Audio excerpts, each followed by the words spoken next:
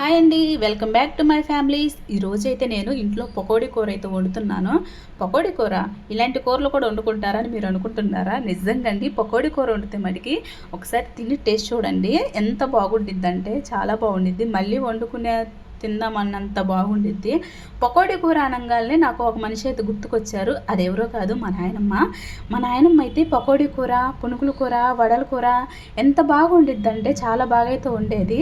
మా చిన్నప్పుడైతే మా నాయనమ్మ పొద్దున్నే 7 పొలానికి వెళ్ళేది. అన్నము కూర అప్పటికే వండేసేదాన్ని అనమాట. నేను పొద్దున్న 6కి లేచి మా నాయనమ్మ దగ్గరికి వెళ్తే గిన్నె నిండా అన్నం వేసి కూర వేసి ఒక రూ. 2 అయితే ఇచ్చేది. నేను ఆ అన్నం తిని ఆ రూ. 2 కొనుక్కొని అయితే స్కూల్కి వెళ్ళేదాన్ని. నిజంగా ఆ రోజులు ఎంత బాగుంటాయి కదండి, మళ్ళీ అయితే రావు కదా. ఇప్పుడు నేను ఈ కూర వండాను కదా, పర్ఫెక్ట్గా వచ్చిందా రాలేదా మీరు చెప్పండి. ఎప్పుడు నేను తిని బాగుందని చెప్పడం కాదు కదా, మీరు ఒకసారి చెప్పండి బాగా వచ్చిందా రాలేదా అని.